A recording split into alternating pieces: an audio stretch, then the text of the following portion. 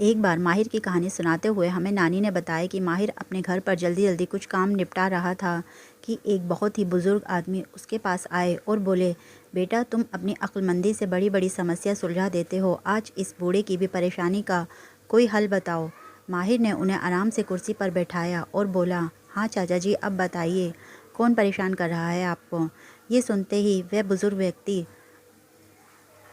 जो दिखने में बहुत कमज़ोर और बूढ़े थे रोने लगे। उन्होंने माहिर से कहा कि बेटा क्या बताऊं, मैंने सारी ज़िंदगी मेहनत करी, अपने खेतों में फसल उगाई, दिन रात भागा दौड़ी करी और अपनी 3 बेटियों और 1 बेटे का पालन पोषण किया।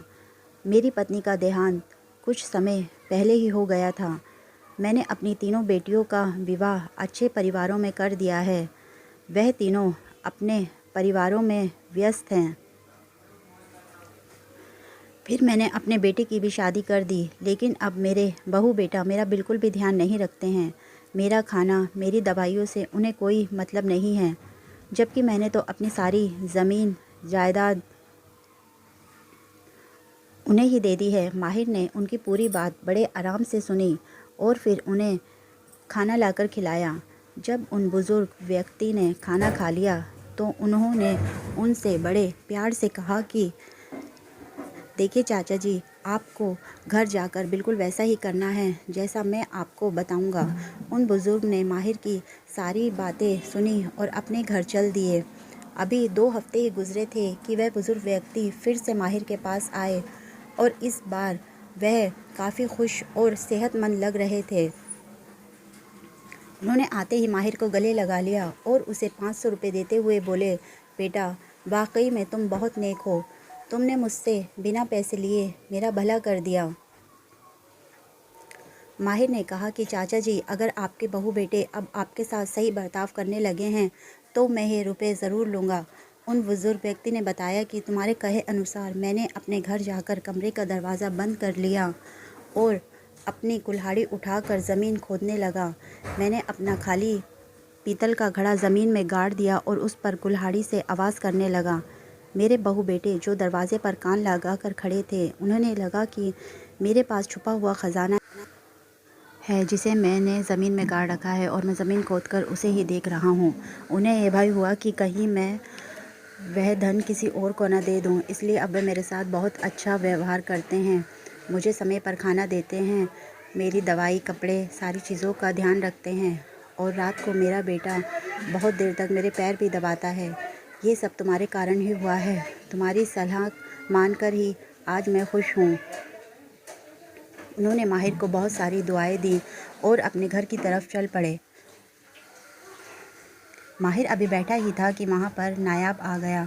नायाब और माहिर में अब अच्छी दोस्ती हो गई थी।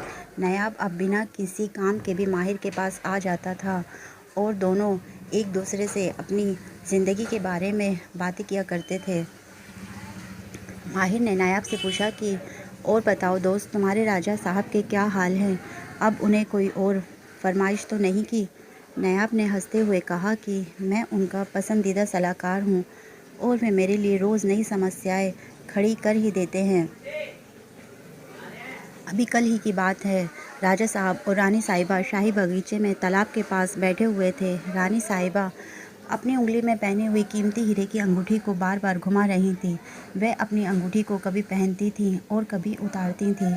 ऐसा करते हुए अचानक उनकी अंगूठी तालाब में गिर गई। राजा साहब ने हुक्म दिया कि अंगूठी तालाब में से निकाली जाए, लेकिन रानी साहिबा बोली कि राजा साहब, ऐसा हुक्म दीजिए कि जो भी तालाब में से अंगूठी निकालने जाए वह और उसके कपड़े बिल्कुल भी पानी से गीले ना हों। अब राजा साहब ने यह ऐलान कर दिया कि जो भी तालाब में से बिना गीले हुए अंगूठी निकाल कर लाएगा वह उसे इनाम देंगे। अब तुम ही बताओ, भला ये कैसे मुमकिन है कि कोई पानी से भरे हुए तालाब में डुबकी लगाए और पानी से गीला ना हो? माहिर ने पूछा कि फिर आगे क्या हुआ? नायाब ने बताना शुरू किया कि ये बात सभी जानते थे कि अगर हम पानी में जाएंगे तो गीले तो ज़रूर होंगे और फिर राजा साहब हमें इनाम नहीं बल्कि सज़ा देंगे, इसलिए कोई भी पानी में नहीं कूद रहा था। तो भैया बात घूम फिर कर फिर मेरे पर ही आ गई। सभी दरबारियों ने राजा साहब के कान भरे कि नायाब आपका सलाहकार है और इस समस्या को भी वही सुलझाएगा। राजा साहब ने मुझे बुलवाने का हुक्म दे दिया। मैं वहाँ पर आया और सारी बात सुनकर सोच में पड़ गया कि अब मैं क्या करूँ। मैंने बहुत सोचा और पानी में डुबकी लगा दी। अब मैं तालाब में से बाहर आया तो मेरे हाथ में रानी साहिबा की अंगूठी थी और मैं पूरी तरह से गीला हो चुका था। ये देखकर राजा साहब का चेहरा गुस्से से तमतमा उठा। वह मुझसे बोले, नायाब, तुमने हमारा हुक्म सही से नहीं सुना था क्या? हमने सख्त लफ्ज़ों में कहा था कि अंगूठी लाने वाला बिल्कुल भी गीला नहीं होना चाहिए। मैंने राजा साहब से कहा कि गुस्ताखी माफ़ हुजूर, लेकिन मैंने तालाब में कूदकर आपके आदेश का ही पालन किया है। राजा साहब ने हैरानी से पूछा कि वह कैसे? मैंने कहा, हुजूर, आपने मुझे 2 हुक्म दिए थे। पहला ये कि अंगूठी लेकर आना है और दूसरा ये है कि बिल्कुल सूखा आना है, लेकिन ये दोनों काम किसी भी तरीके से एक साथ नहीं हो सकते थे। जो भी पानी में जाएगा वह तो गीला होगा ही। मैंने बहुत सोचा और ये तय किया कि आपके दोनों हुक्म ना मानने से अच्छा है कि मैं आपका एक हुक्म तो मान ही लूँ और मैं रानी साहिबा की अंगूठी तो इस तालाब में से निकाल ही लाता हूँ।